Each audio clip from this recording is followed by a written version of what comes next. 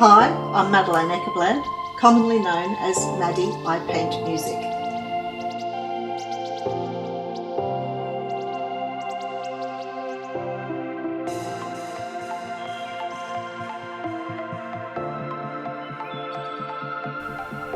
I can see myself outdoor painting, I could see myself at a studio. It was the whole scenario of being that artist, and I think every artist likes that scene, to be able to see themselves and who they are and what they're portraying.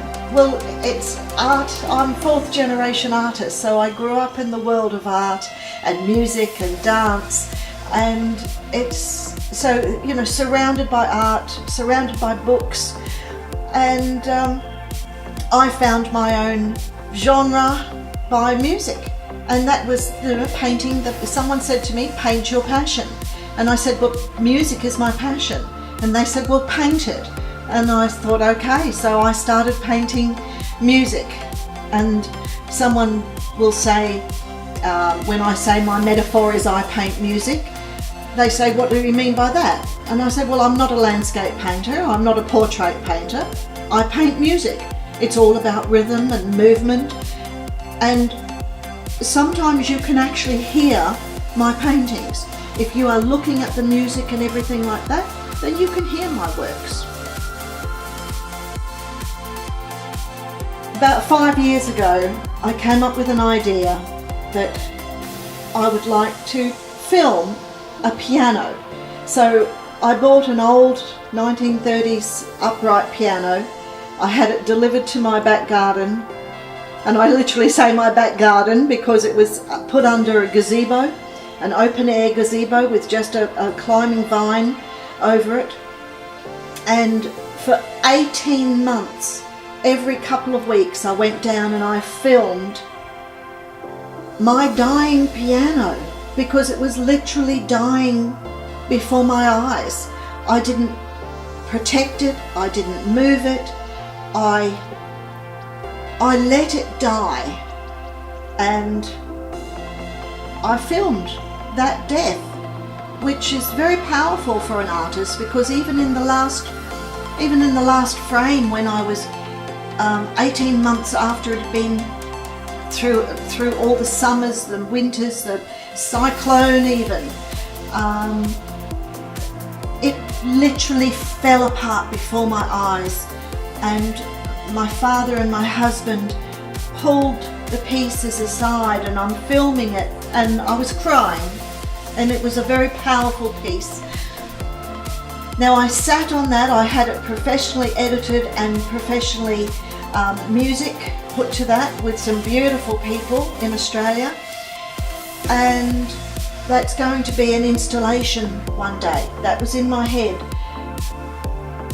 But it's now 5 years later, and I still hadn't found that right opportunity to portray that film.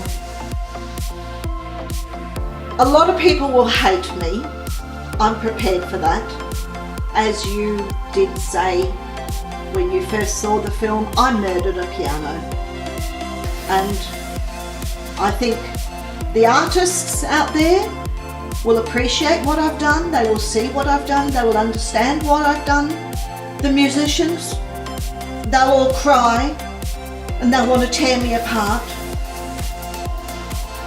The theatrical people, the film people, they will also see what's going on and why I did this. And I just hope the general public understand that this is a piece of art, and it's the process of art. My father basically says, do anything you like, try anything you like, give it a go. If you screw up, we'll be here to pick up the pieces. And I think when you grow up in a family like that, you are allowed to experiment, you are allowed to go outside the box. You're allowed to be the genius you could be if you wanted to be. And sometimes when you're put into a little box and you're told you have to do things this way and this is what life's all about, the artist in every single one of us wants to scream and shout and say, no, I'm stepping outside. I want to do this. I want to take the art to the extreme. I don't want to be just a painter or a writer or a musician or a filmmaker for that matter. The arts literally revolve around, to me, the arts revolve around music. The world revolves around music.